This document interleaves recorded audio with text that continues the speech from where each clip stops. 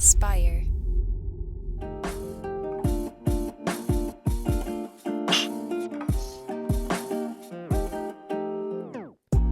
Welcome back to the Kidney Stone Diet Podcast, the show about reducing your kidney stone risk and living your best life.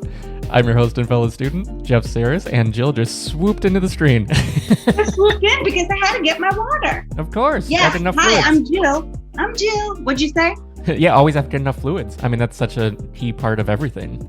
My goodness, if I'm talking all day long, I definitely need my fluids. And, since we're talking about kidney stone prevention, we need our fluids. So I'm Jill. You're a kidney stone prevention nurse.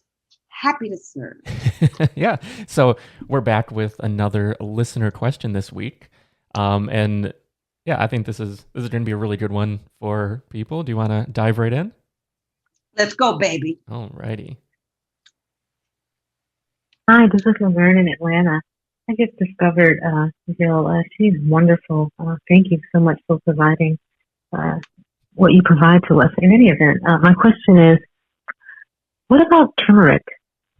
I'd been taking a fair amount of it before I had kidney stones, and I've stopped taking it, but it has so many anti-inflammatory and other benefits. So what is Jill's thinking on that? Thank you. Yeah, that's a tough one. I mean, that one got me for sure. Like turmeric, and just coming from like the paleo space that we talked about before, it's like spinach, almonds, turmeric has great anti-inflammatory properties. I was personally having sort of a high dose of turmeric regularly. So yeah, where does that fall? I hate. She's a party pooper, man. I know. I really am. So studies show that these high doses of turmeric that everyone is sucking on and ingesting and taking converts over to excess oxalate in our bodies. So for kidney stone formers, we say it's a no-go.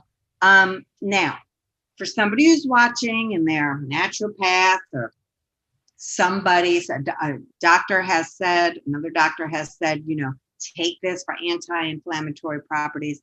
Please remind that medical professional that turmeric can be very high in oxalate. It converts over to oxalate in your body. So this may be a no-go for you. So that's what I have to say about it. Now, it falls under that category too, where I heard this was good for me, so I'm going to take lots of it because more is better. No, not for kidney stones. The kidney stone people, I mean, it's just such a bummer because there's nothing worse than when you've eaten healthy or changed your diet to a healthier one, and then you get sick because of that. That is so frustrating. I mean, for somebody who eats healthy and then also gets cancer like I did, I understand how frustrating that can be. So you've changed everything. You're a diabetic. You went to your nutritionist. He or she said, eat, get rid of carbs, but eat this stuff. And then you take that advice and extrapolate it out and you eat as much as you want of it. And then it's higher in oxalate. So again, I'm going to be super boring and say everything within moderation. The turmeric though, look, if you want to use a little bip in your food, I don't have a problem with that. I was waiting for the bip or the boop. Yeah, the bip's coming. But make sure you're getting calcium with it. Make sure you're getting your, RDA of calcium every day. But again, this is a portion game, people. I would not advise taking the supplements at all. If your doctor has suggested this, please remind the doctor that it can convert over to oxalate. Is this still a fine thing for you? That's a conversation with doctor.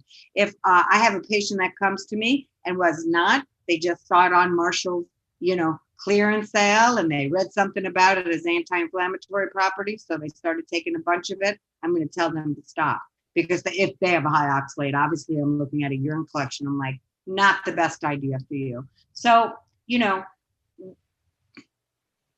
I'm going to say, if you eat a well-balanced diet, lower your added sugar, eat a variety of fruits and vegetables, eat less junk, get your fluids, you'll have less inflammation. Now, that doesn't mean there's other reasons why people get inflammation. I am aware of that, but I'm talking about we normal folk that's just eating a junky diet. They're reading about inflammation. Do the kidney stone diet. You will get healthier because it's a low sugar, low sodium, eating everything within normal portion size. So that's also anti-inflammatory. Again, I recognize that there's autoimmune diseases, stuff like that, people. I get that. I'm not talking about that. I'm just talking about people who have no other medical condition. Yeah, and what's interesting too is, I mean, when we look at inflammation, it comes from several of the things that we would be avoiding on the kidney stone diet, such as nuts.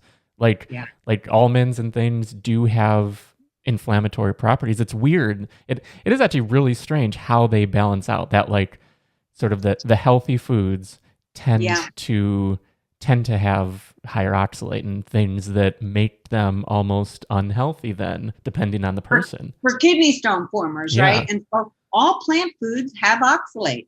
That's just the deal. So that's unfortunate. I have a lot of vegan and vegetarian patients, obviously. Do I tell them to go start eating meat? Absolutely not. What you find out, again, it's always about a portion. People are overeating the highest oxalate foods. I mostly eat plant food with a little bit of meat thrown in. Maybe about some days no meat whatsoever. Other days I can have up to 6 ounces of meat. So, but mostly my plate is filled with fruits and vegetables. So, but all low oxalate ones. How much would you say is typically on your plate? I think that's a good sort of frame of reference too for people, because you talk about portion. About how much oxalate is on my plate? Oh, no, just in general. So like for a meal, for a given dinner or anything. Yes. So everyone's going to be a little bit different. We'll have to do a day in the life of Jill eating. That'd well, be great. If you want to see how I eat, buy the meal plan. That's what I eat every day, right? That's what I eat. Oh, yeah. But at kidneystonediet.com. But I typically, I will have, let's just say I'm eating meat. I'll have like 3 ounces of meat on that given meal. So it'll be, a palm of my hand. And then the rest of my plate is vegetables. Mm-hmm. Yeah. Now, I don't eat. Sometimes I just have like, I'm not filling up my plate. I don't overeat. It's not a buffet line. Yeah.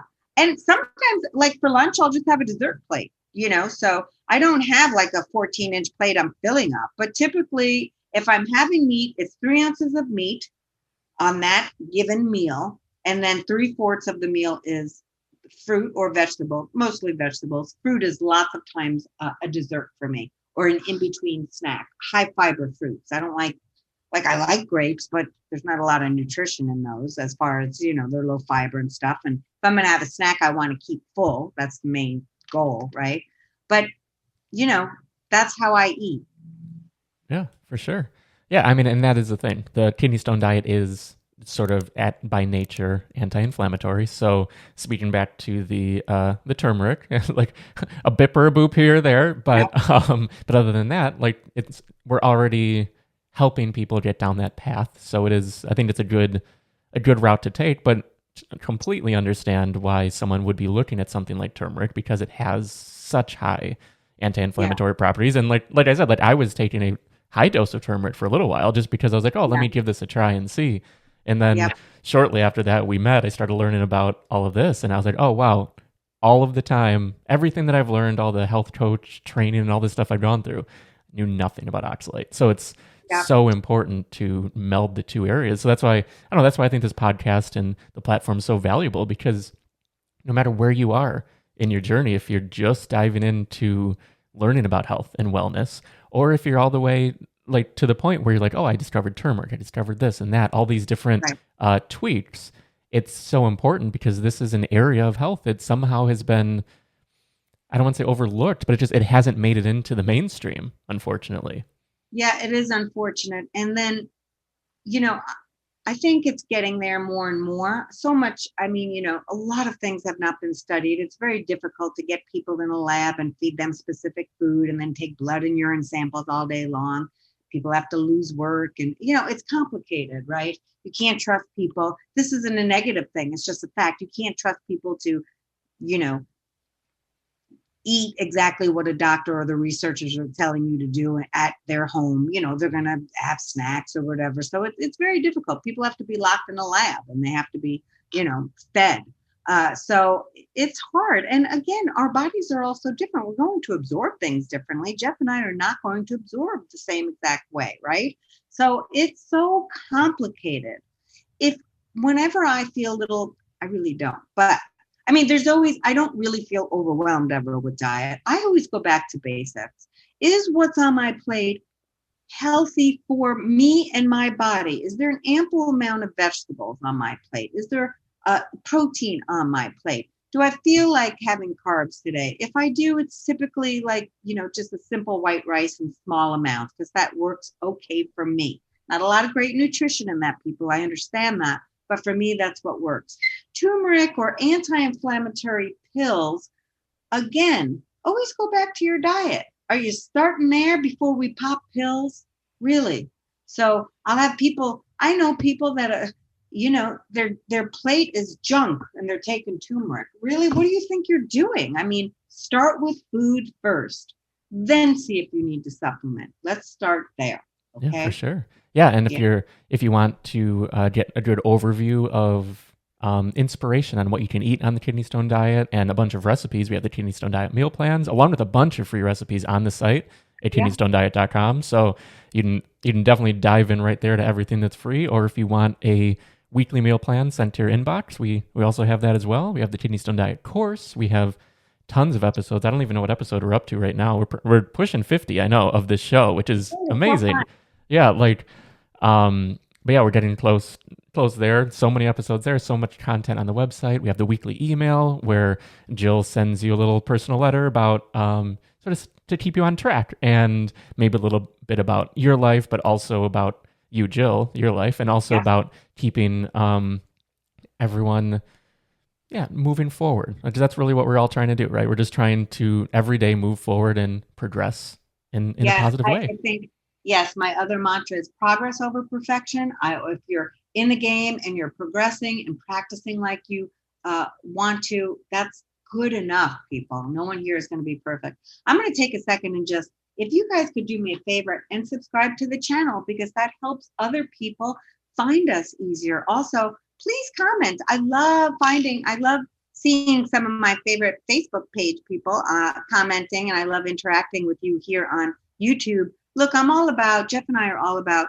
building support and community. So don't worry about being too verbose. I'm not. So just please comment in the section and down below and subscribe. That really helps us rank up there in the ratings. Yeah, to reach more people and really get the news out. And there's never a question that is too new. Like if you're new to the space, don't worry about it. Like Jill is here to answer everyone's question, even if it's been answered before. Yep, don't care. Yeah, we're here to say, we're saying a lot of the same things each and every week, but that's just because sometimes it takes something said in the right way at the right time for an individual person to have it really connect and help them make progress. So we're just week in, week out going to keep doing this, and we want to answer all of your questions. And actually, on that note, the phone number is 773-789-8763, where you can send in your questions. And yeah, big or small, we're happy to answer all of them. Jill's here to answer all of them. And yeah, if you're watching on YouTube, we would love if you like the video, subscribe, hit that little bell to be notified, and leave a comment. Actually, below this, if you just said, just if you do a little emoji, just waving your hand, just saying, "Hey, I'm here," just so we know. I love it. Yeah, because we don't know who's out there. Like we know from the Facebook group, from the email list, from all these things, but I don't know. It's always nice to just have that little like, hey, like we're here, we're watching. Oh, it tickles me. I get so excited when I see that. It makes me very happy. Yeah. So that'll do it for this week. Thanks again, Laverne, for your question, and we will see you all next week. Thanks, Laverne.